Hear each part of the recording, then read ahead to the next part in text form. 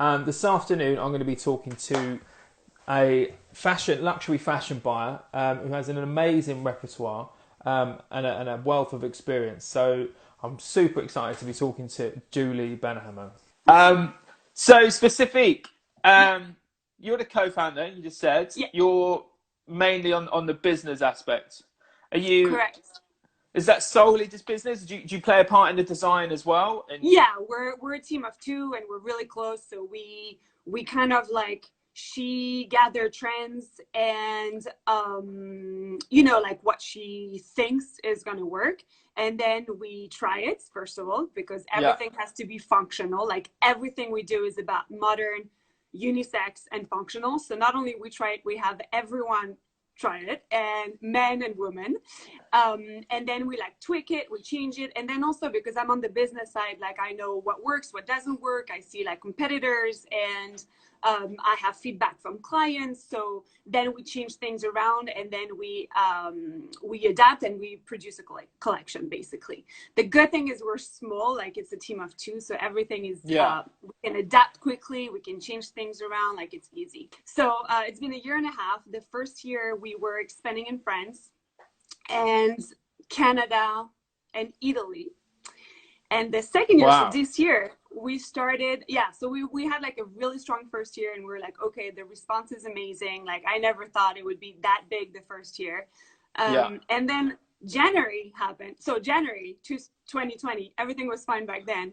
We were like, okay, this year, like we're only the two of us. We need to have like showroom and distributors and everything. So we found amazing partners, and we got to explore partnership with them for like Belgium and Italy and Korea and Japan and Germany. And February comes in, and we like show the collection, and we were like, 2020 we're expanding, like that's it, like that's our Wow. thing. And then March happened, and the whole world like got to stop, and like got to be a big mess. Yeah. So we had to take a pause and be like, okay, like let's see what happens next. And to be fair, we're still here now. We're still like, let's see what happens. And Still on pause. Yeah. still we're you and I are still in lockdown. France is better, but and now we need to see like who's coming out of this, and like how is Yeah. the consumer gonna change, and what can we provide and add value. So far we were adding value because we were like one of a kind in this market, but like that's a new market coming. So like what can Yeah. we do, and how can we grow? And then hopefully our partners are still in and like successful and kicking in, and so hopefully we can expand with them still. But we definitely took a hit, like every brand, we took a Yeah. big hit. So yeah. Well, I hopefully that's definitely what I'm seeing is my background. I'm very much specific within the hair industry. I kind of work hair on within the fashion industry as well, Mm-hmm. but my knowledge and experience is definitely within the hair community, and my connections and stuff. But like the community vibe now is amazing. I think Yeah, it's one of the best things to kind of come out of the pandemic. I mean, it's been excruciatingly painful for so many people, yeah, so on so many different levels. But at the same time, it's given us all a lot of time, and space to kind of really analyze kind of what it is that we're doing, especially with our yeah, brands, and refocus everything and regenerate a new program, which I think is brilliant. I think for that's great. Crow's Nest, we have really enjoyed the last sort of 4 to 6 weeks of sort of generating new content, reaching out to amazing and inspiring entrepreneurs like yourself. And so the design element, I mean, I love specific. The brand looks so beautiful. It's really Thank really you. is lovely. It's a very the luxury is on point. And one of the main I haven't handled it, but I've seen it. One of the main points is your Instagram. Your Instagram feed is so beautifully done, and that's kind of Thank one of the you. things that we're trying to push as an importance for people, as we spoke about earlier, is kind of getting that design element right and the reach out of your feed. What, which leads me to my question, like what work do you guys put into making sure that it looks the way that it does? Because it's so So beautiful. yeah, Thank you. So Geraldine has a really, really good eye for anything visual, like anything visual. So we are lucky in the way that we complete each other, and we're a good balance of like what works and what looks beautiful, and we brainstorm and we do it by month basically. Here's the trick. So we like select images by month, and then we like check, and then eventually we like I post everything, but she picks the image, and we like brainstorm. So every month we like call each other and we see the month, like the post of the month, and we see if it makes sense, and also we see if it makes sense what we want to say, or what we have to say, or what we need to promote, you know.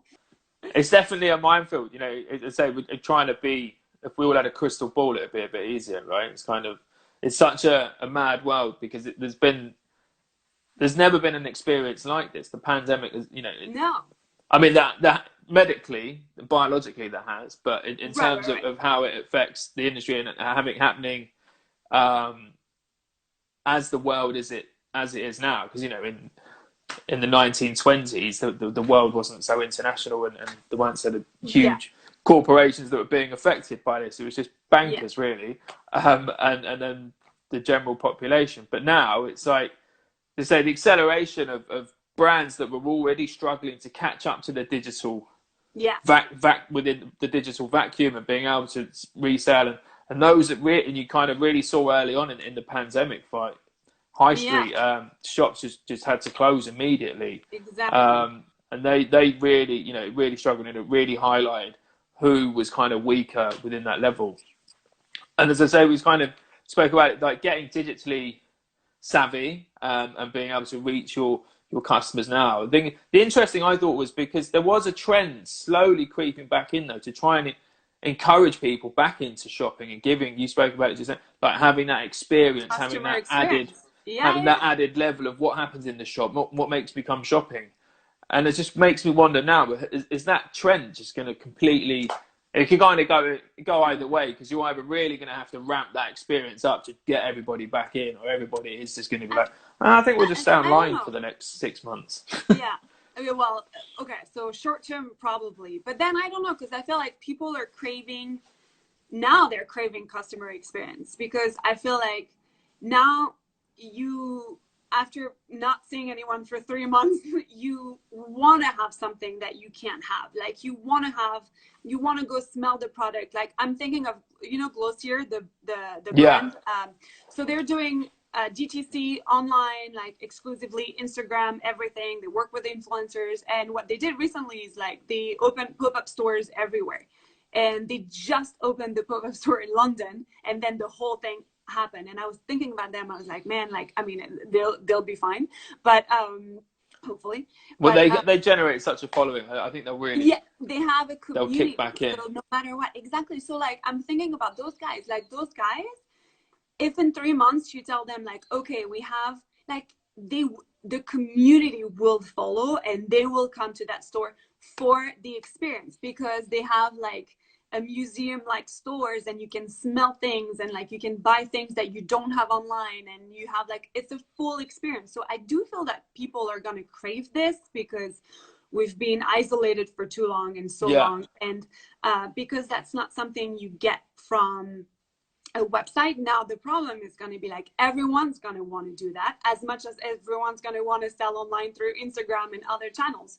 So like, how do you compete with that? And how do you make a difference basically? And how do you drive that customer in your store versus another one? And also it costs money, because if you're doing only like customer experience stores, you still have to pay your rents. You still have like, you know, to pay that store, but you're not generating sales. You're generating an experience basically, or like very little sales. So it's going to be also like, not everyone can do this, and it's going to be interesting to see like who can do it and who is successful.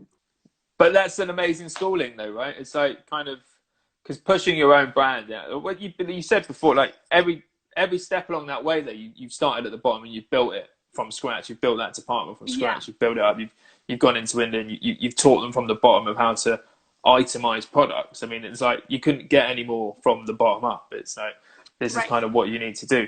How do you, which is an immense amount of pressure, like every step. Yeah. I have a lot of gray hair. Yeah. So as an entrepreneur, I mean, that spirit's obviously naturally within you, but like how have you cultivated that to keep and motivated yourself to keep going? Because one of the things that we always kind of like to, you know, is inspire, motivate, and educate yourself, right? To kind of keep going. But the persistence that you've shown throughout that journey is incredible. Thank you, first of all. I think my entire life has been about persistence and thriving in chaos as like an immigrant, as like living in countries where I didn't even know anyone. Like every country I went to, I did not know anyone, did not have money, and like had to figure things out as I was going and as I was, you know, I actually don't even know now that I'm a lot older. I don't even know what happened to me. Like, why was okay, I'm just going to do my undergrad in China. Like, back then we didn't have iPhones, we didn't have WhatsApp, we didn't have anything. Like, what happened? And also as a parent, like who lets his or her 17-year-old daughter like being like, sure, bye, I'm going to China. Like, what is going on? So I think that's who I am as a person. And I think any type of things that I've done that was like very organized or it was comfortable for me for a few months and then I get really bored and frustrated. So I think that keeps me motivated, and no matter what happens to specific, like no matter what happens after, this is still something like my next adventure, my next journey, whatever, this is still something that I would need to have. It's going to be an interesting couple of years, I think, and I'm really looking forward to the process. I mean, I've got a new, you know, Croz, we've just developed a new team. We've got, you know, a crew of 4 of us now, and everyone's kind of generating all this amazing content, working at the moment on our latest trend report, which is an integral part of our business, is kind of trying to see what trends are happening, what's going to be coming forward, what's going to be useful within the hair, and how it's going to relate to the fashion industry. Mm-hmm. With your design aesthetic, are you trend led? Do you let the trends affect what you guys are doing, or do you want to pioneer?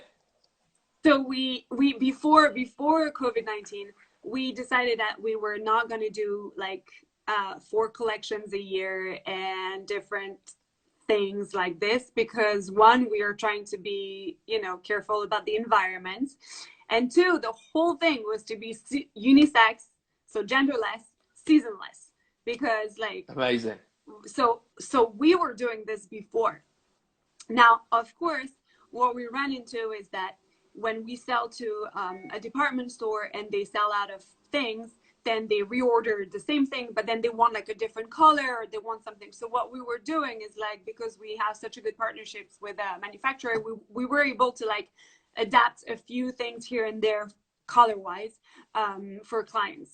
But no, we were very firm on like it is seasonless, and that's why like right now there's a sale because of the COVID-19, but otherwise there was, like we don't need a sale because basically you can buy this all year long. So and also we do like innovative fabrics, so we have like a full collection that's in survival blankets, like, you know, the marathon thing after the marathon, the thing, or at the hospital. I do, my I have a young daughter who has special needs, and she loves wrapping herself up because it's so crinkly and noisy. She loves it. She goes mad for it. She'll sit there for like half an hour just scrunching this thing. The sensory element of it. That's cute. That's nice. Yeah. So we have a full collection made out of that, which is also like we were like, okay, we're seasonless, genderless, and we're all about innovative fabric in addition to like the leather, you know, piece that everyone wants to have. And now we're going vegan leather on not everything, but the second collection is going to be like vegan leather and like eco-friendly nylon and like things like that, you know, that are like more sustainable. But we were like already not going into that trend of like we're doing four seasons and stuff, because that's not that's not what we are as a brand. So and it was very important for Geraldine and for me to like not fall into this. So now with the COVID-19, now we're like everyone is doing this, which is great because the world needs that. But I think it's going to be interesting to see like, you know, what's going to happen, because like big brands like Gucci, what they're saying now is like, we're not going to do any season. We're just going to let the buyer know when there's something new. But it's Gucci. Like Gucci, you pick up the phone and I know because I used to be at Versace and I used to do that. You pick up the phone, you're like, okay, there's a new collection. You have 1 million buyers on a Zoom call or whatever virtual platform you're using. You show the collection, problem solved. When you're a smaller brand, you know, like you're gonna have to call quite a few buyers to show the collection. But that's where the whole industry right now is talking about having virtual trade shows, and which in America, the wholesale industry had already like virtual platform where every buyer can log in and like do their merchandising and then buy and everything. But now it's becoming like a real thing everywhere. So I think it's gonna help. I think, as we said, the whole industry is gonna change and adapt, and eventually we'll get there. But it will be interesting to see what's going to happen like in the next few years.